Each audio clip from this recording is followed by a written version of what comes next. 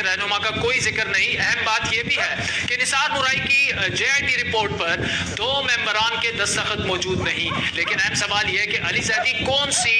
JIT report का जिक्र कर रहे थे? क्या एक से ज्यादा JIT रिपोर्ट्स हैं? क्या सिंध हुकूमत JIT रिपोर्ट में तब्दीली कर सकती है? और क्या अली जैदी को गलत मालूमात फराहम की गई? अली जैदी ने एयर बाई के प्रोग्राम ऑफ द रिकॉर्ड में काशिफ अब्बासी को इंटरव्यू देते हुए दावा किया कि वो अपने अल्फाज पर कायम है।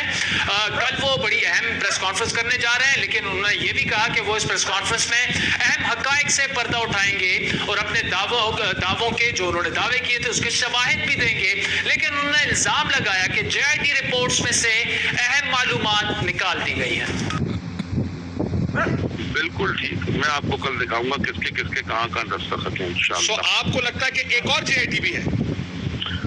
सर देखें, मैं I said to you, I stand by what I said. मैंने जो असेंबली के फ्लोर पे कहा है, जो मैं इतने साल से कहता आ रहा हूँ, आई स्टैंड बाय, मैं उस पर खड़ा हूँ अभी भी। आपको मैं अभी तो ये मूवी का पार्ट 1 नहीं है, ट्रेलर है। अभी कल मूवी पूरी इंशाल्लाह देखेंगे और उसमें फिर ट्रेलर के साथ साथ मूवी भी देखेंगे। और अब यहाँ पर सवाल यह है कि अली जैदी कौन से JIT की बात कर रहे हैं? उन्हें ये रिपोर्ट कहाँ से मिली? 3 दिन पहले न्यूज़ के प्रोग्राम ने दावा किया था कि उनको ये रिपोर्ट सोशल मीडिया से मिली। जब ये JIT उज़ैर बलोच की और निसार मुराई की टीवी के ऊपर चलना शुरू हो गई एक्सट्रैक्ट, हम तो बड़े परेशान हुए। फिर हमें कोई सोशल मीडिया पे मिल गई कोई JIT ये आ रही। जब आप उसका मुताला करें उन JIT का जिनके ऊपर सिग्नेचर्स हुए हुए, उसमें तो बड़ी खतरनाक बातें लिखी हैं। जब मैं कोर्ट पे चला गया तो इन्होंने जाके टीवी के ऊपर ये कहते रहे कि जी हमको कोर्ट ऑर्डर देगी तो हम दे देंगे। कोर्ट के अंदर इन्होंने प्ली क्या ली, सिंध हाई कोर्ट में ये प्ली ली थी इन्होंने कि जनाब नेशनल सिक्योरिटी जेपटी में आ जाएगी। अगर ये इतनी बड़ी नेशनल सिक्योरिटी थ्रेट था तो फिर आज दिखा के रिलीज क्यों?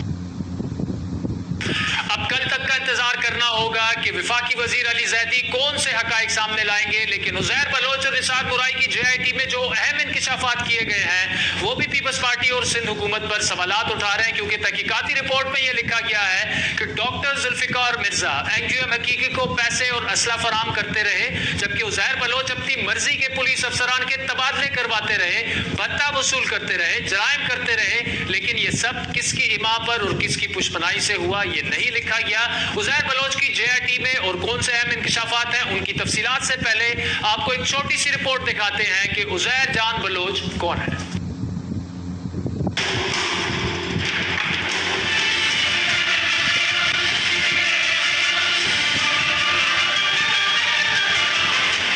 लियारी गैंगवार के मरकजी किरदार उज़ैर बलोच ने 2001 के इंतखाबात में लियारी के नाज़िम की हैसियत से सियासत में अपनी किस्मत आजमाने की कोशिश की, लेकिन उन्हें पीपल्स पार्टी के कट्टर कारकुन हबीब के हाथों शिकस्त का सामना करना पड़ा। ट्रांसपोर्टर फैज मोहम्मद और फैजू मामा के बेटे उज़ैर ने 2003 में मोहम्मद अरशद पप्पू के हाथों अपने वालिद के कत्ल के फौरन बाद जराइम की दुनिया में कदम रख दिया ताकि अपने वालिद के कत्ल का बदला ले सके। अरशद पप्पू उज़ैर बलोच के कजन अब्दुर्रहमान उर्फ अब्दुर्रहमान डकैत का हरीफ समझा जाता था। अब्दुर्रहमान और अरशद पप्पू गैंग के दरमियान लियारी में मंशियात एक तवील अरसे तक गैंग वार जारी रही। अदालत में वालिद के मुकदमे की पैरवी के दौरान उज़ैर बलोच को अरशद पप्पू गैंग से धमकियां मौसूल हुई, जिस पर अब्दुर्रहमान डकैत ने उसे अपने गैंग में शामिल कर लिया। पुलिस इनकाउंटर में अब्दुर्रहमान डकैत की मौत के बाद उज़ैर गैंग में मरकजी किरदार के तौर पर उभर कर सामने आया और तमाम गैंग के बाहमी इत्तेफाक राय से बिला मुकाबला गैंग का नया सरबराह मुकर्रर हुआ। गैर एलानिया तौर पर पीपल्स अमन कमेटी से वाबस्तगी रखने वाली पाकिस्तान पीपल्स पार्टी 2012 तक उज़ैर बलोच को तहफ़्फ़ुज़ फराहम करती रही, लेकिन इस मौका पर हालात ने करवट ली। टप्पी के नाम से मशहूर अवैस मुजफ्फर टप्पी लियारी से इंतखाबात में हिस्सा लेना चाहता था, लेकिन उज़ैर बलोच ने उसकी ख्वाहिश को मुस्तरद कर दिया। इस मौके पर पीपल्स पार्टी और अमन कमेटी के ताल्लुकात इंतहाई कशीदा हो गए और हंगामी बुनियादों पर अप्रैल 2012 में ऑपरेशन शुरू कर दिया गया, जो मकामी लोगों और अंदरूनी ज़राए के मुताबिक मुकम्मल सियासी मकासद की वजह से किया गया। एक हफ्ते में ये ऑपरेशन खत्म कर दिया गया और पीपल्स पार्टी को उज़ैर के मुतालबात के आगे सर तस्लीम खम करना पड़ा। उज़ैर ने मुतालबा किया था कि 2013 के आम इंतखाबात में उसके मुंतखब करदा उम्मीदवारों को पीपल्स पार्टी टिकट देगी। उज़ैर बलोच पर अब तक 55 से ज़ायद मुकदमात दर्ज है, जिनमें बत्ताखोरी, कत्ल, इक़दाम कत्ल, असलहा ऑर्डिनेंस समेत दीगर संगीन मुकदमात में मुलव्वस है। واضح ہے کہ کراچی میں لیاری گینگ وار کے اہم کردار عزیر بلوچ سے انٹیلیجنس اور پولیس پر مشتمل ٹیم نے 2016 میں تحقیقات کی، جن میں یہ انکشاف کیا گیا ہے کہ عزیر بلوچ نے 198 قتل کی وارداتوں میں ملوث ہونے کا اعتراف کیا، جن میں گینگ وارز کے ساتھ ساتھ سیاسی بنیادوں پر کیے جانے والے قتل بھی شامل ہیں۔ اس کے علاوہ عزیر بلوچ نے پولیس اہلکاروں کی مدد سے گینگ وار کے ایک اہم کردار ارشد پپو کے اغوا اور قتل سمیت 2 رینجرز اہلکاروں کے قتل، پولیس پر حملوں اور 4 پولیس اہلکاروں کے قتل، شیر شاہ کباڑی مارکیٹ میں بھتے کی وصولی اور تاجروں کے قتل کا بھی اعتراف کیا۔ جے آئی ٹی کی رپورٹ کے مطابق عزیر بلوچ نے دوران تفتیش ایرانی شہریت رکھنے اور ایرانی انٹیلیجنس اداروں سے روابط کا بھی اعتراف کیا۔ عزیر بلوچ نے جے آئی ٹی کو بتایا کہ 2014 میں ایرانی انٹیلیجنس حکام نے انہیں حساس معلومات فراہم کرنے کے لیے کہا اور اسی بنا پر عزیر بلوچ کے خلاف مقدمہ چلا اور 12 سال کی قید کی سزا انہیں ہوئی۔ اہم سوالات اٹھ رہے ہیں جن پر تفصیلی بات کریں گے پیپلز پارٹی کے سینئر رہنما سعید غنی سے، جبکہ حبیب جان بلوچ بھی ہمارے ساتھ ہیں جو کسی وقت میں عزیر بلوچ کے بڑے قریبی ساتھی تھے اور لیاری سے پاکستان پیپلز پارٹی کے ٹکٹ پر انتخابات بھی لڑ چکے ہیں۔ لیکن پہلے اس معاملے پر بات کریں گے ہم کراچی سے ہم نیوز کے بیورو چیف سید عارفین سے، ہمیں کچھ ایکسکلوسیو معلومات وہ دیں گے کہ کیا علی زیدی کا دعویٰ درست ہے یا سندھ حکومت کا۔ عارفین یہ بتائیے گا کہ علی زیدی کہہ رہے ہیں کہ ایک سے زیادہ جے آئی ٹی رپورٹ موجود ہے، وہ یہ دعویٰ بھی کر رہے ہیں کہ پیپلز پارٹی کی ٹاپ ٹیئر کی لیڈرشپ انکلوڈنگ آصف علی زرداری کے نام جے آئی ٹی رپورٹ سے نکال دیے گئے ہیں۔ آپ کے پاس ایکسکلوسیو معلومات ہے، شیئر کیجئے گا ہم سے۔ عادل دیکھیں، جہاں تک جے آئی ٹی کی بات ہے تو جے آئی ٹی تو صرف ایک ہی بن سکتی ہے، 2-3 جے آئی ٹی نہیں بن سکتی، نہ ہی اس کے ورژنز بن سکتے ہیں۔ تو جو ایک جے آئی ٹی اگر عزیر بلوچ کی بات کی جائے تو جو جے آئی ٹی سندھ گورنمنٹ نے آج اپلوڈ کی ہے اپنی ہوم ڈپارٹمنٹ کی ویب سائٹ پہ یا جو لیک کی گئی میڈیا کو، وہی اصل جے آئی ٹی کہلائے گی۔ جو میری معلومات کے مطابق اور جو ہم اپنی اسکرین پہ بھی اپنے ناظرین کو دکھا رہے ہیں ایکسکلوسیو، یہ وہ پیپر ہے جو کہ علی زیدی کے پاس میری اطلاعات کے مطابق یہ وہی کاپی ہے جو علی زیدی کے پاس موجود ہے، لیکن اس کے اوپر صرف فیڈرل انٹیلیجنس ایجنسیز کے جو نمائندے تھے جو جنہوں نے جے آئی ٹی میں حصہ لیا تھا، جو عزیر بلوچ سے پوچھ گچھ کر رہے تھے، ان کے سائن موجود ہیں۔ اس جے آئی ٹی کے اندر جو سی ٹی ڈی کا نمائندہ تھا اور جو اسپیشل برانچ کا نمائندہ تھا اور سب سے بڑھ کے جو چیئرمین جے آئی ٹی تھا فدا حسین جاوری، جو آج بھی ایس ایس پی ویسٹ اس وقت تعینات ہے کراچی کے اندر، ان کے سائن موجود نہیں ہیں۔ تو جوائنٹ انٹیروگیشن ٹیم کا جو مقصد ہوتا ہے وہ یہ ہوتا ہے کہ جو پوری مختلف محکموں کے جو لوگ ہیں جو اس کے نمائندے اس کے اندر موجود ہیں، وہ کسی بات پہ ایک ایگری کرتے ہیں کہ یا تو اس میں جو اکیوزڈ ہوتا ہے اس کو 3 طریقے سے اس کو ڈکلیئر کیا جاتا ہے، یا اس کو بالکل کلیئر کر دیا جاتا ہے وائٹ کہہ کے، یا اس سے گرے کہا جاتا ہے کہ یہ مشکوک آدمی ہے، یا اسے بلیک کیا جاتا ہے جس کا مقصد ہوتا ہے کہ یہ آدمی جرم کیا ہے اور اس کے اوپر آگے پروسیڈنگز کرنے کی ضرورت ہے۔ تو جو میری معلومات ہیں اس کے مطابق علی زیدی کے پاس